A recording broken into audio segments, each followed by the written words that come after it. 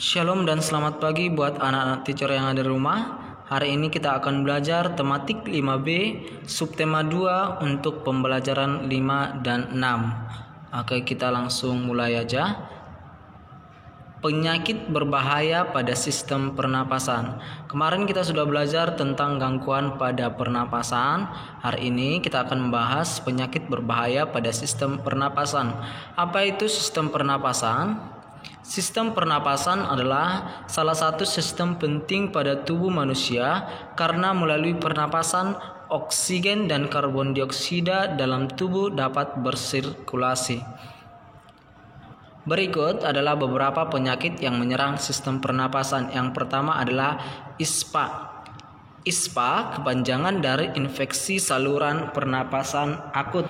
ISPA menyerang bagian atas organ paru-paru. ISPA dapat dicegah dengan cara menjaga kebersihan tubuh dan cukup mengonsumsi vitamin C. Ya, vitamin C banyak terdapat pada buah-buahan ya, seperti jambu biji, pepaya, jeruk dan buah-buah yang lain. Yang kedua adalah laringitis ya. Laringitis adalah sejenis radang yang menyerang organ pernapasan, yaitu laring.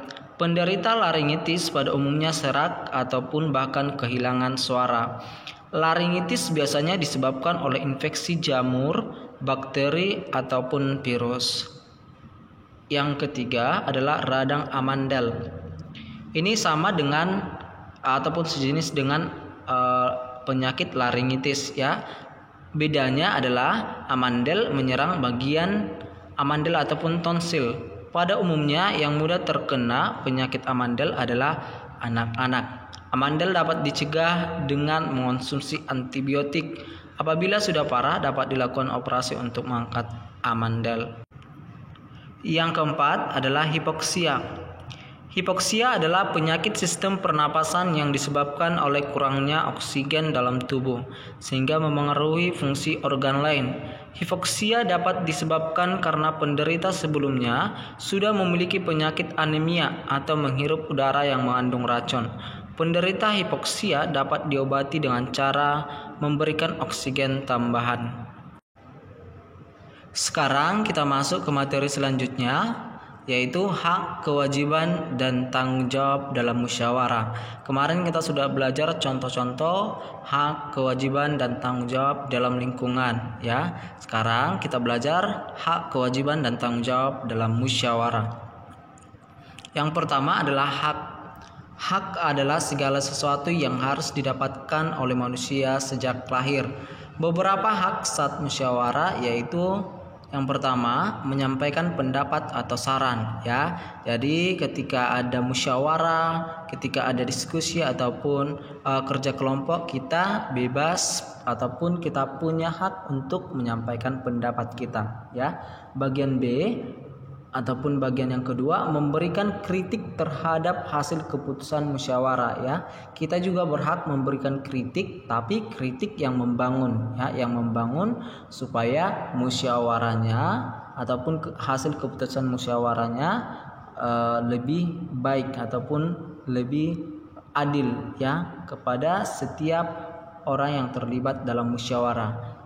Bagian yang ketiga, memperoleh hak yang sama dengan peserta lain ya. Jadi kalau kita misalnya ikut dalam diskusi, musyawarah ataupun kerja kelompok, itu kita punya hak yang sama dengan peserta lain ya. Kalau peserta lain bisa bertanya, mengajukan pendapat, kita juga berhak untuk melakukan hal yang sama.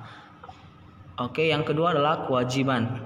Kewajiban adalah segala sesuatu yang harus dilaksanakan oleh seorang individu. Artinya di sini ketika kita melakukan kewajiban ataupun ketika kita mau mendapatkan hak, kita harus melakukan kewajiban terlebih dahulu ya. Beberapa kewajiban saat musyawarah yaitu menghargai pendapat orang lain ya. Ketika musyawarah kita harus menghargai pendapat orang lain, jangan memaksakan pendapat kita kepada orang lain.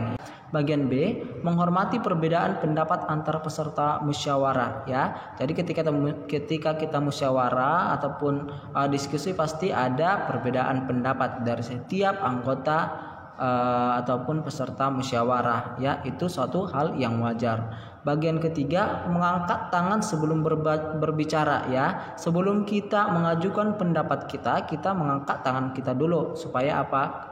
Supaya terlihat sopan, ya, menghargai. Misalnya ada ketua musyawarah, ya, kita harus menghargai supaya kita juga bisa dihargai. Bagian keempat, melaksanakan musyawarah dengan semangat kekeluargaan. Artinya kalau kita melaksanakan sebuah musyawarah, kita harus punya semangat, ya. Semangat kekeluargaan di sini artinya semangat kebersamaan, ya, satu dengan yang lain.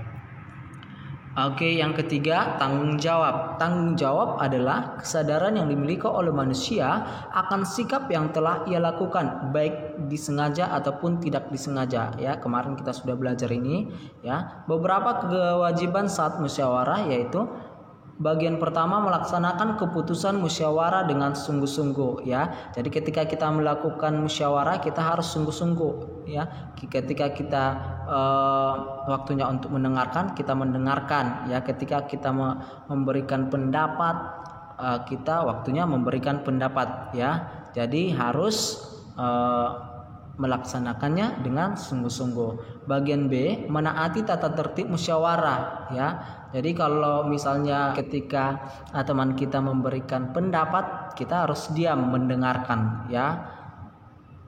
Bagian ketiga adalah menghargai hasil keputusan musyawarah. Apapun hasil keputusan musyawarahnya, kita harus hargai.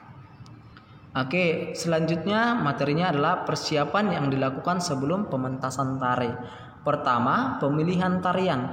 Tarian dapat dipentaskan secara perorangan, berpasangan ataupun kelompok, ya. Sebelumnya kita sudah belajar ini. Tarian yang dipilih disesuaikan dengan banyak penari yang akan mementaskannya. Selanjutnya, gerak tari harus dipelajari dan dihafalkan satu persatu, ya. Supaya apa? Supaya pada saat tampil semuanya berjalan baik. Yang kedua adalah mempersiapkan unsur pendukung. Dalam penyajian tari terdapat beberapa unsur pendukung yang menjadi satu kesatuan. Unsur-unsur tersebut adalah bagian pertama, pemilihan tata busana tari, ya. Tata busana di sini berbicara tentang pakaian, ya, dan tata rias. Ini berbicara tentang riasan wajah. Supaya apa? Supaya mendukung pada saat mempertunjukkan tariannya, ya. Bagian kedua adalah pemilihan properti tari. Yang kemarin kita belajar properti, ya. Kalau misalnya tari piring menggunakan properti piring, ya. Jadi propertinya harus sesuai dengan tariannya. Baru yang berikutnya ketiga adalah pemilihan iringan. Iringan ini artinya misalnya pada saat kita menari, pada saat kita mempertunjukkan tarian kita diiringi misalnya musik ataupun lagu supaya mendukung apa yang kita tampilkan. Selanjutnya materinya adalah penggunaan kosakata baku dalam teks. Teks atau bacaan pada umumnya menggunakan bahasa baku. Bahasa baku adalah bahasa yang sesuai dengan Kamus Besar Bahasa Indonesia ataupun disebut dengan KBBI. Oke, di sini ada contohnya. Kata baku yang pertama adalah nasihat, ya. Kata tidak bakunya adalah nasihat. Nasihat ini sering dipakai, ya, dalam kehidupan sehari-hari, bahkan dalam tulisan ada yang memakai ini, ya. Tapi kita harus tahu bahwa ada hal-hal penting yang harus kita menggunakan kata-kata baku, ya. Misalnya dalam surat lamaran ataupun surat-surat penting yang lainnya, kita harusnya menggunakan kata-kata baku, ya. Seperti tadi nasihat, ya, kata tidak bakunya adalah nasihat. Contoh kalimatnya kita buat di dalam kalimat, orang tuaku selalu memberikan nasihat agar bertindak jujur dan bertanggung jawab. Yang kedua adalah atlet. Kata tidak bakunya adalah atlet.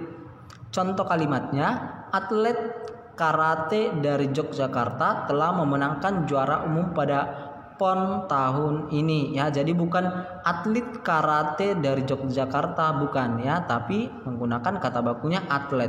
Atlet karate dari Yogyakarta telah memenangkan juara umum pada PON tahun ini, ya. Yang ketiga adalah risiko, ya. kata tidak bakunya adalah resiko. Resiko ini sering dipakai ya dalam mengungkapkan sebuah kalimat ya.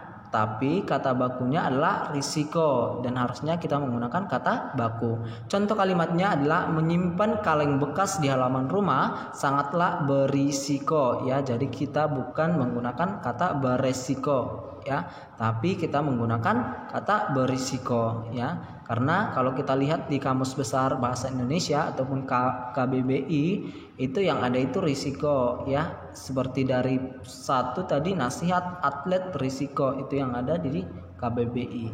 Oke, itu tentang contoh dari kata baku. Nanti di bukunya halaman 74 ada di situ tabel kata baku dan kata tidak baku ya. Di situ sudah langsung dituliskan kata baku dan tidak bakunya ya. Sekarang tugasnya adalah membuat kalimat ya, membuat kalimat dari kata baku ini. Izin, infeksi, jadwal, sistem, praktik, kwitansi, dan ijazah ya. Oke, sekian pembelajaran kita hari ini. Selamat belajar dan Tuhan memberkati.